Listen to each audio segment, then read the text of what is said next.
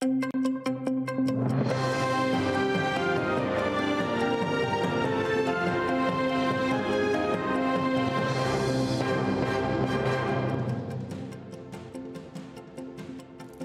година. Час новин на ТР». Ви дивитеся «Заман». 6 лютого, 1440-й день анексії Криму. Студія Ескандер Меметов. У підконтрольному Кремлю Верховному суді Криму розглянули 3 апеляції у так званій справі про одиночні пікети. Розгляд клопотання кримця Мемета Люманова перенесли на 20 лютого. Щодо інших 2 учасників одиночних пікетів Айдера Ібраїмова і Люмана Баубекова апеляцію відхилили. Так званий суд залишив рішення суддів першої інстанції у силі. Штраф – 10 тисяч рублів. Торік, 14 жовтня, більше сотні кримських татар вийшли на одиночні пікети з гаслами «Кримські татари не терористи». Окупанти кваліфікували цю акцію як несанкціоноване масове зібрання та оштрафували понад 80 її учасників на загальну суму понад 1 мільйон рублів. На суде первой инстанции эта ошибка была выявлена, было предъявлено суду, но суд первой инстанции почему-то проигнорировал. На судебном процессе выявилось, что данный административный протокол был составлен без моего присутствия. Нарушение было выявлено, и для разбирательства дело было отложено на 20 число, 10 часов. По накатанной шьются просто дела на каждого. Ни на что не смотрят, не рассматриваются дело, не читают, они не знают вообще, что происходит.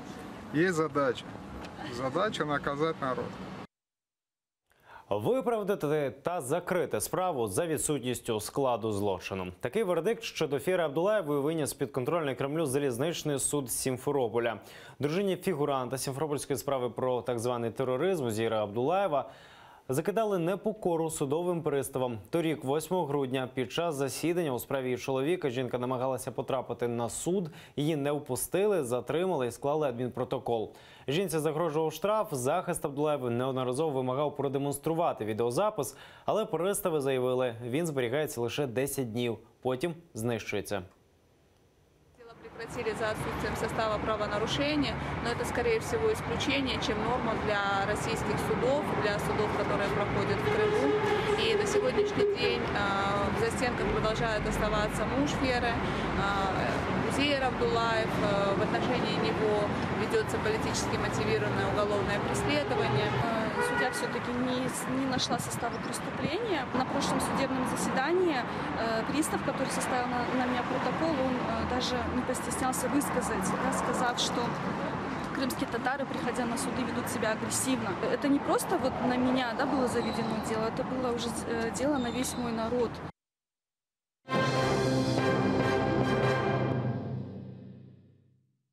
Статус кримсько-татарської мови наразі обговорюється в рамках змін до Конституції України. Про це в ефірі нашого телеканалу повідомив голова Меджлісу Рефат Чубаров. Меджліс наполягає, аби кримсько-татарська мова використовувалася на рівні з державною, українською, у всіх сферах життя у Криму.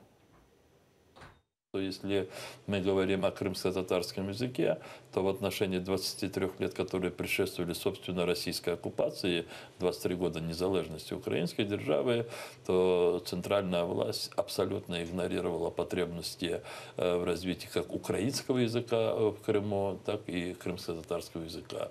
Теперь, в общем-то, как мне представляется, все поумнели, но мы утратили контроль над Крымом. Україна не має відкривати виборчих дільниць на своїй території для голосування на виборах президента Росії 18 березня. Так вважає заступник голови Меджлісу кримсько-татарського народу Ільмі Умеров. На його думку, офіційний Київ має взагалі не визнавати легітимність цих виборів через анексію Росією Криму. Крым считается Украиной, поэтому выборы по всей России будут считаться недействительными. То есть выборы Путина будут считаться недействительными. 2 государства находятся в состоянии войны. Как ни крути, это на самом деле война. И поэтому проводить выборы Российской Федерации на территории Украины аморально и нецелесообразно. Тим часом на окупованому півострові не припиняють закликати кримських татар голосувати за Путіна на виборах президента Росії. Кримсько-татарські колаборанти проводять зустрічі з кримцями, обіцяють чергові покращення, просять голосувати та агітувати за чинного керманича. Збираються, зокрема, у мечетях, школах та ринках. Серед головних агітаторів – колишні представники Меджлісу, нині ж окупаційні чиновники Ремзі Ільясов та Ескандер Белялов. Вибори президента Росії призначені на 18 березня, саме у 4-ту річницю так званого приєднання Криму до Росії.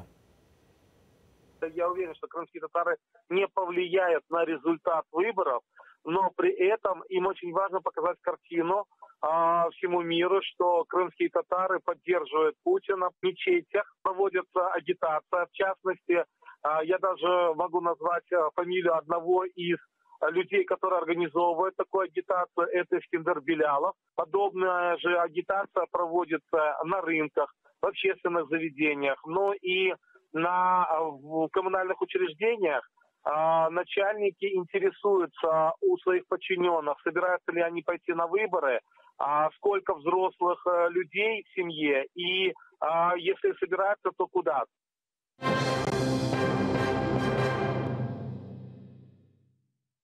В українського режисера кримчанина Олега Сенцова виникли проблеми зі здоров'ям. Про це повідомила правозахисниця і журналістка Зоя Свєтова.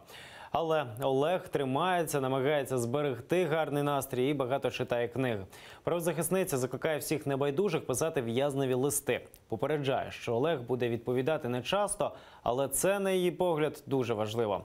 Зоя Свєтова називає ганьбою те, що невинні люди у Росії сидять у тюрмі, і закликає усіх посилити тиск на владу – російську, українську та зарубіжну – з метою звільнення політв'язнів Кремля.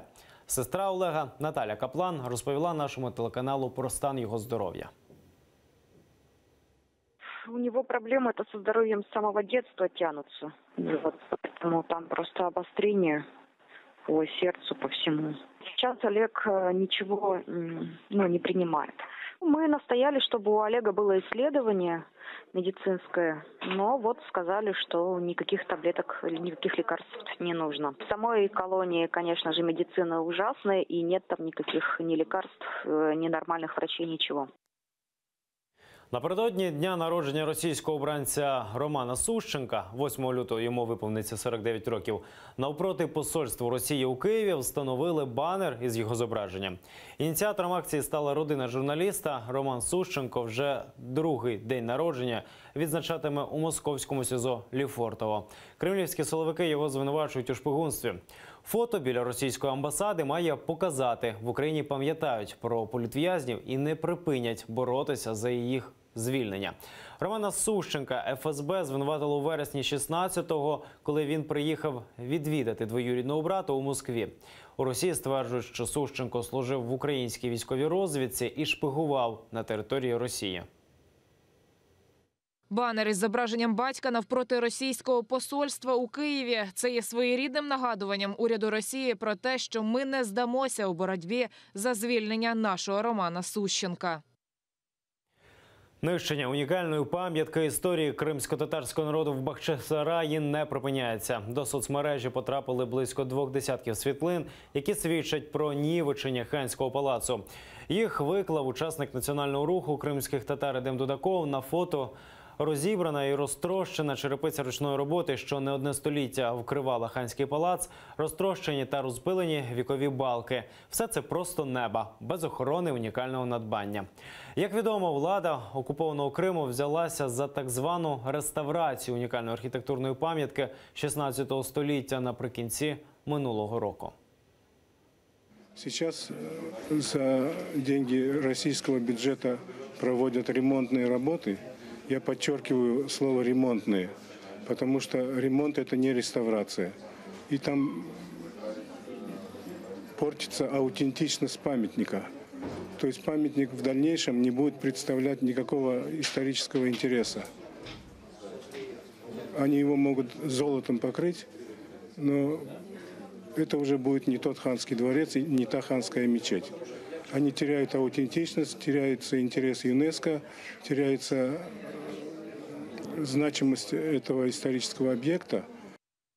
Це всі новини на цю годину. Не пропустіть наступний випуск «Заман кримсько-татарську» менш ніж за годину. Далі на ТЕР Олег Борисов з програми «Вогонь». Залишайтеся з нами.